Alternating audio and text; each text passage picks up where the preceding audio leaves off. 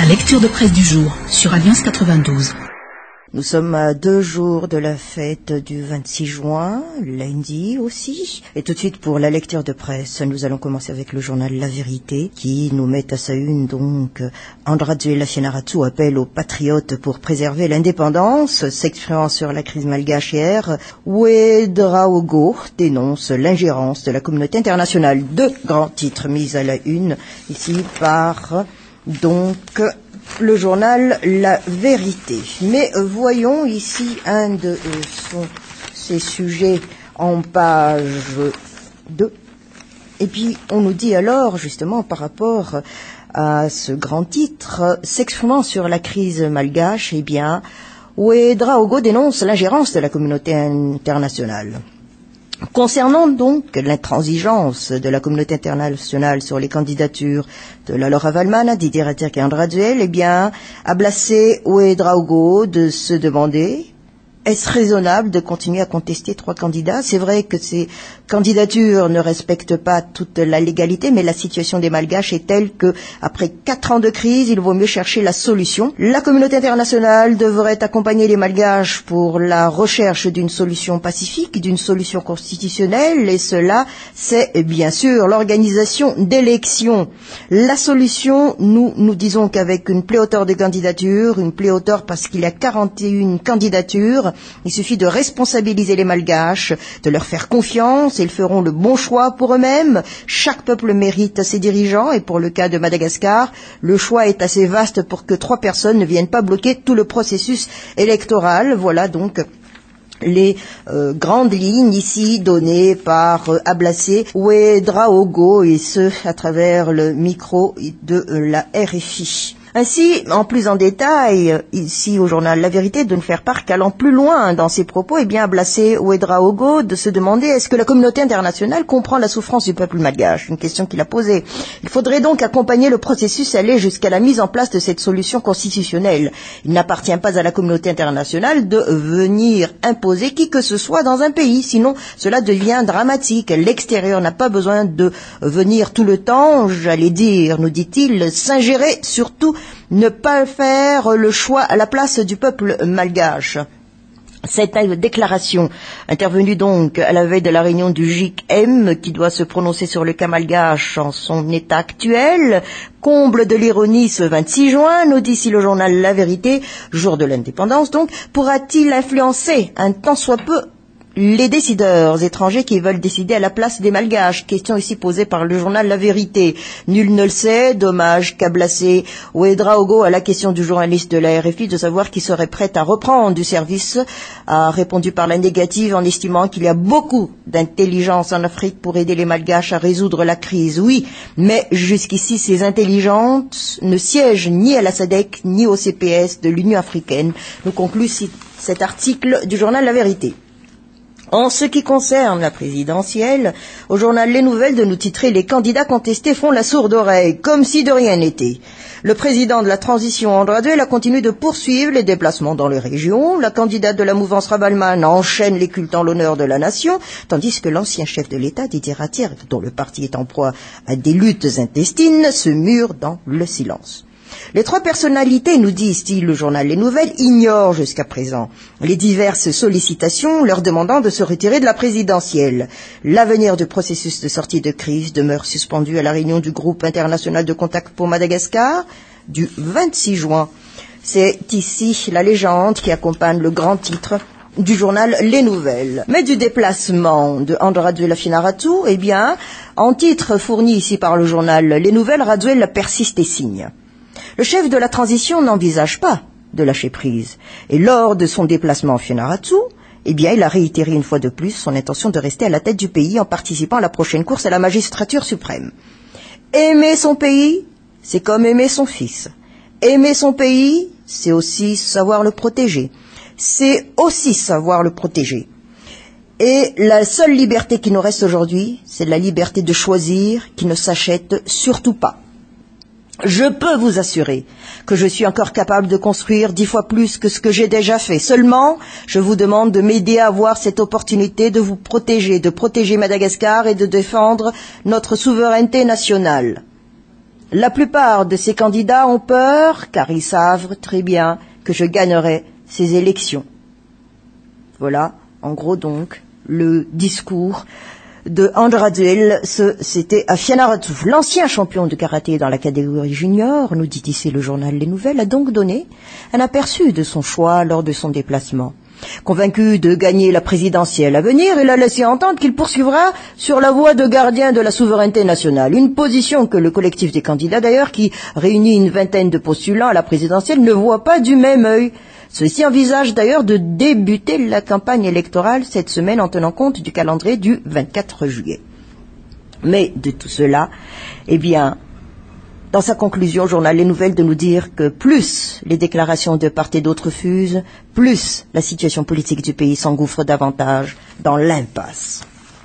Midi Madagascar, la Laura Valman Nantsaamanta prête à reconstruire le pays. C'est le grand titre ici en page 1 du journal Midi Madagascar. Mais de sa colonne Vision, candidatures illégitimes, l'ultimatum du collectif des candidats contestataires a pris fin avec le week-end sans aucun résultat. Ni Andrade, ni la Laura Valman, ni Didier Ratir ne se sont retirés de la compétition présidentielle. La communauté internationale est contre les candidatures illégitimes. Mais la France s'est distinguée en accentuant la pression sur les 3 candidats. Elle a interdit de séjour en France Andrade, la Laura Valman, Didier Ratir ainsi que leurs proches. Elle affirme en plus, nous dit ici Vision de Midi Madagascar, qu'elle ne reconnaîtra pas les résultats d'une élection sans leur retrait de la compétition. La SADC n'a pas encore annoncé la couleur des sanctions qu'elle prendra. Néanmoins, l'Afrique du Sud a décidé de ne pas imprimer les bulletins uniques. Un échec qui a beaucoup embarrassé le président de la CENIT dans la mesure où le défi de tenir le scrutin le 24 juillet n'est plus possible. Les États-Unis, en revanche, nous dit ici Vision de Midi Madagascar, adoptent une position moins sévère. Ils appuient l'effort de médiation effectué par la SADC et espèrent que les signataires de la dite feuille de route en fassent de même dans le dessein de trouver un consensus dans la sortie de crise à Madagascar. Les Américains affirment ne pas s'immiscer dans la qualité de tel ou tel candidat, mais condamnent les intentions de réduire à néant les efforts entrepris dans la résolution de la crise politique, ainsi que les accords signés dans la feuille de route. Et puis, comme il a été déjà signifié par le journal La Vérité, mais ici repris dans la colonne de Vision de Midi Madagascar, invité récemment sur RFI à Blasé Ouedraogo, un des médiateurs qui a participé à la recherche de solutions de sortie de crise en 2009, voit la situation ainsi. Je pense que la communauté internationale devrait accompagner les Malgaches pour la recherche d'une solution pacifique constitutionnelle qui passe par l'organisation des élections. Il suffit de responsabiliser les Malgaches, de leur faire confiance, ils feront le bon choix pour eux-mêmes, dixit alors à Blasé Ouedraogo. Beaucoup de Malgaches pensent de même, nous dit ici Vision de Midi Madagascar. S'il y a eu des irrégularités dans les candidatures, les 3 candidats visés ne devraient pas être les seuls à en payer le prix. D'autres candidats figurent dans la liste des 109 personnes sanctionnées par l'Union africaine. Pourquoi, entend-on dire, ne sont-ils pas inquiétés? Question posée ici par Vision de Midi Madagascar. Courrier de Madagascar, Petsi Razuela, Mifanuantuana Tiulava. Sortie de crise, haro sur la SADC. Voilà ici les 2 grands titres donnés par Courrier de Madagascar, mais de son éditorial, sortie de crise à tâtons, 3 points de suspension. L'ultimatum lancé par le collectif des candidats qui regroupe 21 candidats au scrutin présidentiel prend fin. Leur objectif est la tenue des élections dans les plus brefs délais avec la communauté internationale et sans les 3 candidats entre guillemets indésirables. Ce collectif ne s'est pas contenté de formuler leurs revendications mais est entré en action vendredi dernier en se retirant de la réunion organisée par la CENI.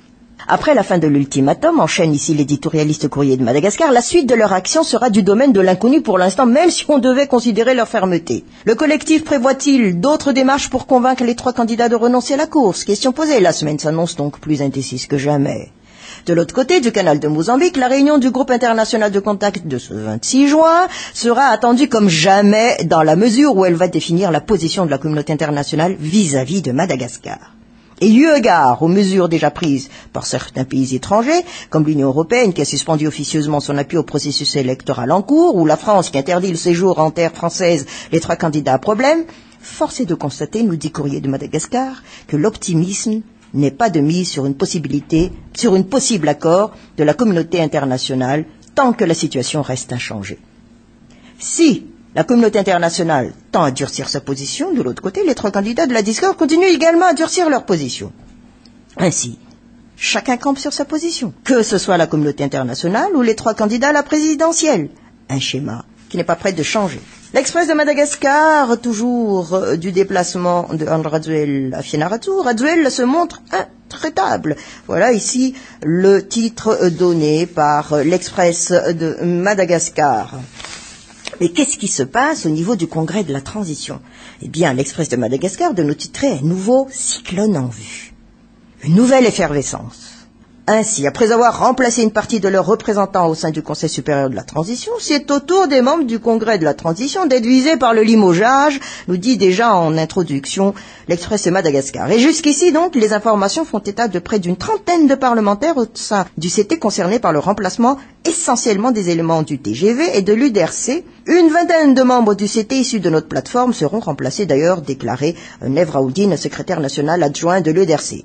Et pour ceux du TGV, une source interne de ce parti indique que, et je cite, le changement concernera près de 10 membres du CT. Fin de citation. Mais, selon les explications du secrétaire national adjoint de l'EDRC, le remplacement des membres du CT issus de cette plateforme a été étudié et prévu en même temps que ceux des membres du CST. Le décret d'abrogation du mandat des membres de la Chambre basse serait encore en stand-by, selon une source informée, alors que celui qui, concernant les membres de la Chambre haute, a déjà été signé par Andrazuel, la présidente de la transition. Rappelons-le, c'était le 12 juin. Nous avons prévu de changer une partie de nos membres au sein du Congrès depuis peu, a d'ailleurs indiqué la secrétaire nationale du TGV. La vice-présidente du CST a par ailleurs affirmé il n'y a pas de quoi se presser. Pour le cas du CST, les raisons avancées pour le remplacement des 24 membres étaient le non-respect des consignes du parti, le manque d'assiduité, le blocage de l'avancement des travaux. Des arguments martelés par Nev Raoudine en ajoutant que les membres de sa plateforme ne devraient pas faire obstacle à la transition à son président et au processus électoral menant à la 4e République. Malgré les explications avancées, nous dit ici l'Express de Madagascar, l'un des mobiles pour le limogeage des membres du CST issus des rangs des partisans du locataire d'Ambootswood est de s'assurer la majorité au sein de cette Chambre. La Gazette de la Grande Île, malgré les élections incertaines, les Malgaches ne plient pas. 3 points de suspension. Et à ce titre, par rapport à ce titre, plus exactement, eh bien, pour nombre de Malgaches, CST, CES, CNI, CRM, CT, etc., c'est de la salade composée. De la mascarade, tout compte fait. Selon eux, eh bien, cette transition, c'est du fourre-tout. En outre, des voix s'élèvent pour imposer les législatives avant l'élection présidentielle, car, paraît-il, c'est là une solution pour éviter la guerre civile. Baliverme, nous dit ici la Gazette de la Grande Île, ne mettons la charrue avant les bœufs. En fait, il a été décidé, depuis 2 ans donc, d'un commun accord avec les bailleurs de fonds, que la présidentielle se tiendra avant le scrutin législatif. Et dans tous les cas, aucune élection ne se déroulera cette année. Concernant précisément les législatives, il serait difficile de pouvoir, en matériel électoraux et pour financer les personnes devant opérer dans les quelques 150 circonscriptions électorales au sein desquelles il y aurait des milliers de candidats. Mission impossible, en effet, tout cela coûte cher à l'État, nous fait remarquer aussi la Gazette de la Grande Île. D'ailleurs, rappelons encore, nous dit le journal, que la communauté internationale reste exigeante quant au maintien du calendrier électoral élaboré initialement. Donc, la présidentielle d'abord, ou rien. On peut organiser toutes les élections qu'on veut, présidentielles, législatives, municipales et fouquetins. Il n'y aura jamais assez d'argent pour les organiser car les caisses de l'État sont asséchées de par des dépenses inconsidérées. Quoi qu'il en soit, en l'État, la reconnaissance internationale ne sortira pas des urnes, nous le dit ici la Gazette de la Grande Île. Et les décideurs politiques, en premier lieu, Andrazuel, ne semblent pas maîtriser l'enjeu qui se joue en ce moment, nous fait encore savoir ici la Gazette de la Grande Île. Madagascar Matin, pour achever notre lecture de presse, semaine capitale, détermination des positions après les décisions du GIC. Nombreux estiment que les décisions que prendra le GIC à Addis Abeba le 26 pourront encore influencer certaines positions.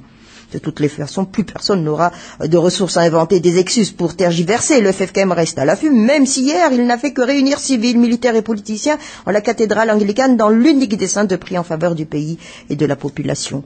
C'est le grand point donné ici par Madagascar Matin. Les points de mire nous dit feu de route contre feu d'artifice, point d'interrogation. Moins de 2 ans après la signature de la très controversée feu de route, tout part en vrille pour la Grande Île. Et pour cause, on le dit ici, point de mire, toutes les parties signataires de cet accord y trouvent à redire, quitte à bouter hors du terrain de jeu, car finalement c'est d'un jeu qu'est devenue cette feuille pour nos politicards, joueurs et arbitres pour laisser jouer les spectateurs peut-être. Un capharnaüm indescriptible, en tout cas, qui aurait dû faire rougir plus d'un, mais bon, à Madagascar, le ridicule ne tue en point, alors autant continuer dans l'absurde, nous dit point de mire. Finalement, eh bien, la feuille de route, signée le 16 septembre 2011, n'aurait été qu'un feu de paille, et c'était pourtant prévisible, vu que renier une signature est devenu un sport favori des Malagasy depuis un bon bout de temps. Une feuille de bon pour partir voler en éclats, donc en cette 53e fête de l'armée Malagasy et de l'indépendance recouverte pour les Malagasy, partent en feu d'artifice peut-être, pour au moins amuser la galerie, lasse des promesses d'élections qui auraient pu me permettre de renouer avec la communauté internationale et remettre, surtout, la Grande Île dans le concert des nations. En tout cas, nous dit 6 points de mire, même la dernière instance qui aurait pu donner crédibilité aux différentes tournures des procédures électorales qu'est la CES, se retrouve elle-même dans l'impasse avec l'enfant qu'elle a même enfanté. Les tâtonnements issus de ces imbroglios politiques ne passent pourtant pas inaperçus pour son compte. La diplomatie française maintient ses mises en garde sur son site web.